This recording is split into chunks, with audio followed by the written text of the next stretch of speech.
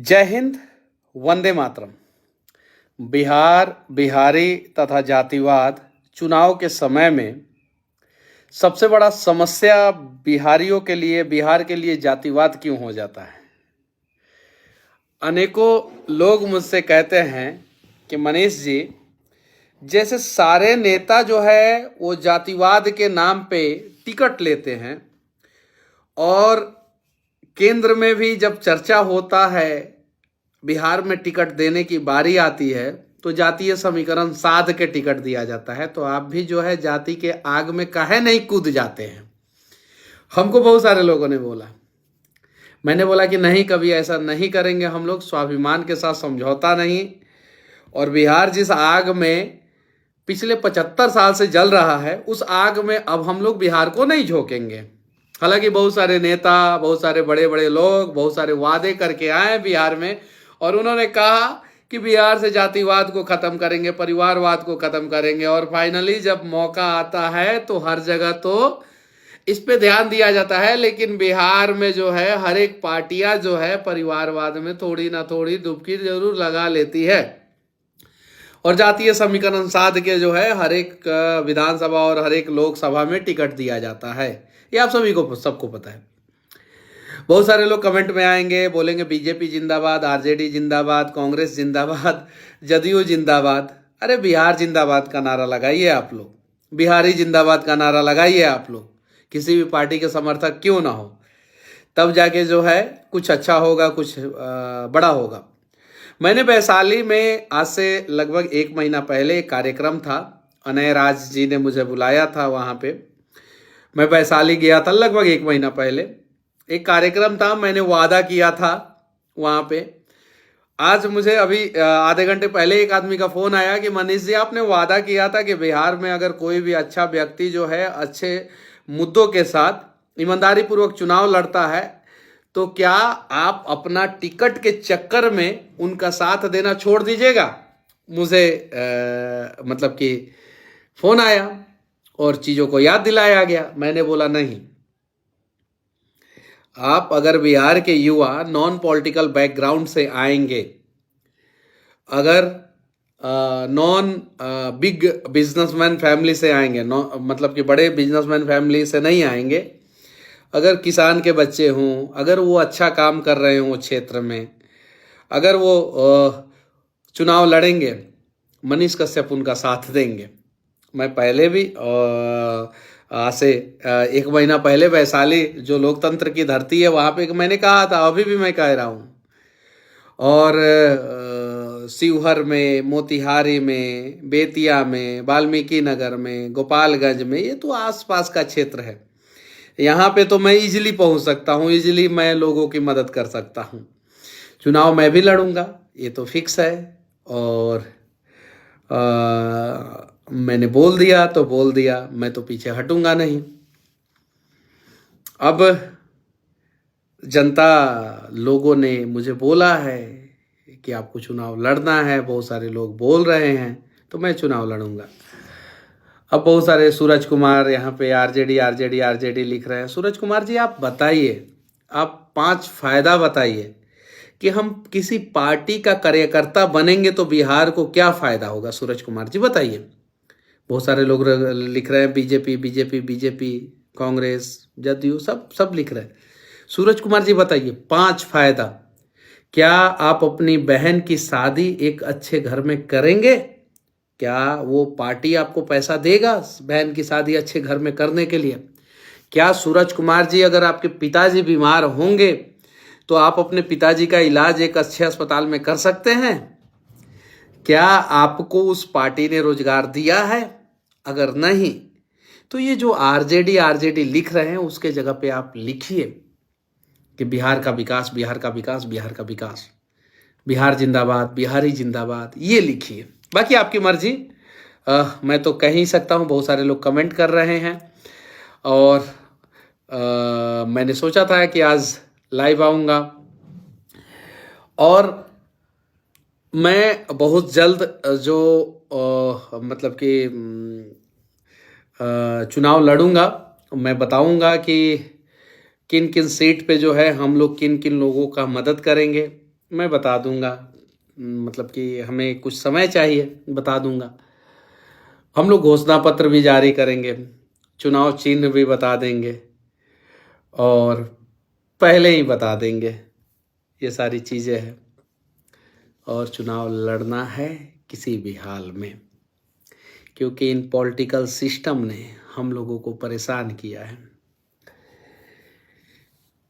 बहुत अनेकों उदाहरण है, बताने की ज़रूरत नहीं है, आप सभी लोग जानते हैं।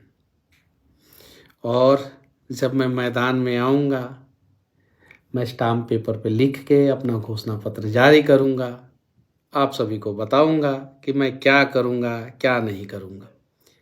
ये सारी चीज़ें भारत के अनेकों कोने में बिहारियों के साथ किस प्रकार से परेशानियां होती है, आप सभी को पता है। बिहार का कोई नेता आज तक उन लोगों की परेशानी को दूर करने का प्रयास नहीं किया। लालू जी भी कहे थे कि लालू जी के संघर्षों का मैं सम्मान करता हूं। उन्होंने संघर्ष किया, अपना विरासत खड़ा किया, अपना इतिहास बनाया। लेकिन as a CM Lalu ji के कार्य मुझे पसंद नहीं है। उन्होंने कहा था जुहू चपाती आएंगे, छठ मनाएंगे, वो नहीं गए, उनके कार्यकर्ता गए। और वहाँ पे फिर क्या हुआ, किन लोगों ने किन लोगों को पीटा, बताने की ज़रूरत नहीं है। तमिलनाडु प्रकरण में क्या हुआ था, आप सभी को सच्चाई पता है। अभी कुछ दिन पहले मुझे एक जगह से फ़ोन आया, बोला गया कि यहाँ पे मजदूरों के साथ ऐसे ऐसे हो रहा है। मैंने बोला कि ठीक है, पावर दीजिएगा तो मैं खुद वहाँ पे आके आप लोगों के लिए लड़ूंगा, नहीं दीजिएगा तो जेल जाने की फिर से मैं तैयारी नहीं करूँगा। मैंने साफ साफ बोल दिया। अभी बिहार के ऑटो रिक्शा का एक वीडियो वायरल हुआ था, आप सभी ने देखा होगा। बिहारियों के ऑटो रिक्शा का, मुर्गे की तरह बच्चे पैदा करते हो, क्यों पैदा करते हो, ये सारी चीज़ें। कितना अपमान सहेंगे हम लोग, अब नहीं सहेंगे। मोदी जी ने गुजरात में दुनिया का सबसे बड़ा स्टेडियम बनवाया, स्टैचू बनवाया। मुंबई में जो है बड़ा सा ब्रिज बनवाया। जम्मू कश्मीर में जो है बड़ा सा पुल बनवाया पहाड़ के ऊपर, ना जाने कितने 1000 फीट की ऊंचाई पे। नॉर्थ ईस्ट में जो है रोड बनवाया, पुल बनवाया, टनल बनवाया, बड़े बड़े टनल। देवभूमि उत्तराखंड में उन्होंने विकास किया, तमिलनाडु में और भी बहुत सारे जगहों पे। पिछले 10 साल में एक मीटिंग जो है बिहार के विकास के लिए नहीं किए। क्यों? सवाल तो है और इस सवाल का जवाब चाहिए, सबको चाहिए, हर बिहारी को चाहिए। उसके पीछे जो है सवाल का जवाब हम लोग मोदी जी से पूछे, उससे पहले हम लोगों को खुद से पूछना चाहिए कि आखिर ऐसा क्यों। पिछले 10 साल में हर एक राज्य के विकास पे बातचीत हुआ, तो फिर बिहार के विकास पे बातचीत क्यों नहीं हुआ? क्योंकि नेताओं को भी पता है कि चुनाव के समय में हमें जातीय गोटी फिट करके जो है टिकट दे देना है। और जहां जहां जातीय समीकरण फिट करके टिकट दिया जाएगा, समझिए कि फिर 5 साल लूट खसोट, फिर 5 साल वहीं चलेगा। ये चीज़ है। हमें चाहिए एयरपोर्ट, हमें चाहिए स्टेडियम, हमें चाहिए एक्सप्रेसवे, हमें चाहिए इंडस्ट्री, हमें चाहिए अपना स्वाभिमान, हमें चाहिए नया बिहार, हमें चाहिए बाढ़ की समस्याओं से निजात, हमें चाहिए प्रॉपर स्वास्थ्य व्यवस्था, प्रॉपर शिक्षा व्यवस्था। अगर ये कोई दे सकता है, हम उनके साथ हैं। अगर इसके लिए कोई आवाज उठाएगा, लड़ेगा, हम उनके साथ हैं। अगर ये कोई नहीं दे सकता है तो हम लोग उनके खिलाफ हैं। न्यूज चैनलों में, बड़े बड़े न्यूज चैनलों में दिखाया जा रहा है कि इनका इतना % वोट बैंक है, ये यहां से उठ के यहां जाएंगे तो इतना समीकरण खराब हो सकता है, इनका इतना % वोट बैंक है, जाति का वोट है, इसका वोट है, उसका वोट है। क्यों भाई, ऐसा क्यों? अरे हमरो पास मजदूरों का वोट है। और अब मजदूरों की बात होगी, किसानों की बात होगी और गरीबों की बात होगी। और इन मजदूरों को आप लोग जातियों में नहीं बांट सकते। बिहार के किसानों को जातियों में नहीं बांट सकते, बिहार के गरीबों को जातियों में नहीं बांट सकते। अब बिहार के बेरोजगार युवाओं को अब आप लोग जातियों में नहीं बांट सकते, ये वादा है। बाकी मुझे जो करना है वो मैं करूँगा और डंके की चोट पे करूँगा। मुझे चुनाव लड़ने से मतलब कि भगवान और मेरे परिवार के अलावा कोई नहीं रोक सकता। ये चीज़ है, लड़ूंगा चुनाव और लड़ना है अपने स्वाभिमान से ज़्यादा बिहार के सम्मान के लिए, बिहारियों के अपमान का बदला लेने के लिए, बिहारियों को सम्मान दिलाने के लिए। और शुरुआत चंपारण से होगी और चंपारण ने क्या किया है ये जानने के लिए आप लोग चंपारण में आए हुए नरेंद्र मोदी जी का भाषण जाके सुन सकते हैं। चंपारण में अगर दूसरा कोई भी नेता आया है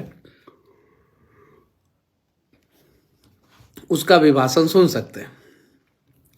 तो चलिए, अगर अच्छे रोड मैप के साथ, अच्छे घोषणा पत्र के साथ, अगर नॉन पॉलिटिकल युवा बिहार के 40 लोकसभा सीट्स में से कहीं से चुनाव लड़ेगा,